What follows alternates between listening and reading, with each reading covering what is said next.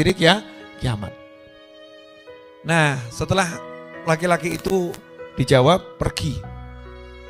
Pergi, kemudian sahabat ditanya oleh Nabi Muhammad SAW. Kamu tahu enggak siapa itu?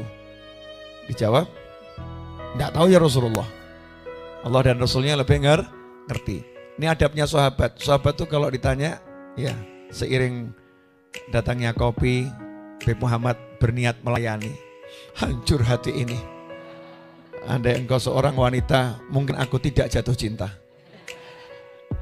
Ini kalau saya bilang mungkin jatuh cinta, Habib semua siap melayani, repot nanti.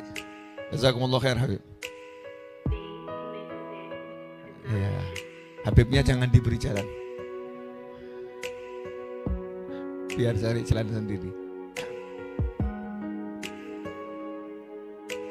Nah, adabnya sahabat kalau ditanya Nabi, tahu enggak itu siapa? Jawabannya Allahu wa rasuluhu a'lam.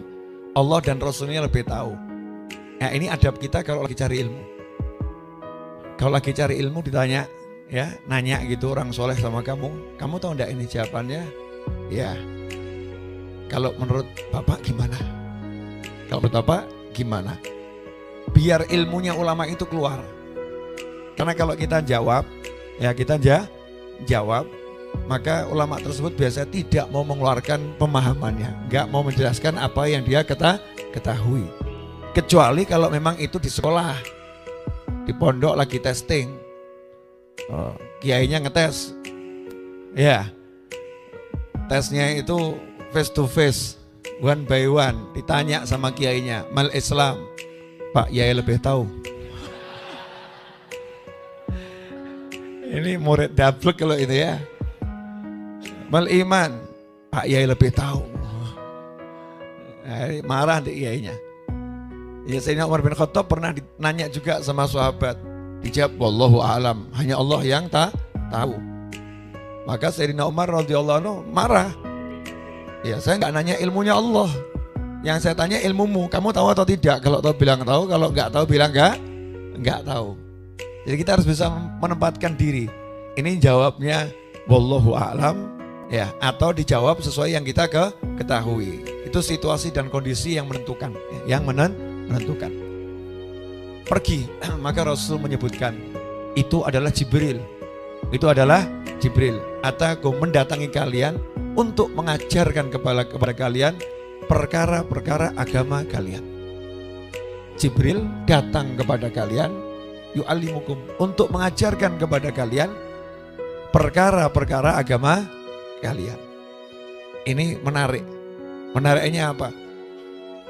Gurunya sahabat adalah Nabi Muhammad Sallallahu Alaihi Wasallam. Itu gurunya sahabat. Dan gurunya kita semua adalah Baginda Muhammad Sallallahu Alaihi Wasallam. Ketika sanad keilmuan kita nyambung sampai sahabat, berarti kita itu muridnya Nabi Muhammad Sallallahu Alaihi Wasallam.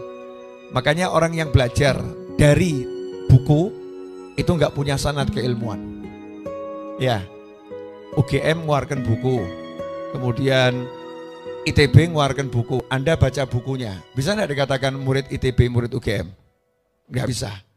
Ya, bisanya kalau belajar kepada orang yang dapat lisensi dari ITB, dari UGM, dari UNS, ya dari IPB, dapat lisensi untuk jadi wakilnya, kamu belajar di sana. Baru nanti UGM akan mengakui, iya itu adalah anak UGM, iya itu anak ITB, iya itu anak IPB, iya itu anak UNS. Samalah kalau kita mau diakui jadi muridnya Nabi Muhammad SAW, kita nggak bisa ambil Al-Quran 30 juz, kita ambil kitab Sahih Bukhari, Sahih Muslim, dan Sahih yang lain, kemudian kita baca, kemudian kita bilang saya belajar dari Nabi Muhammad SAW. Nggak bisa. Kamu nggak belajar dari Nabi, tapi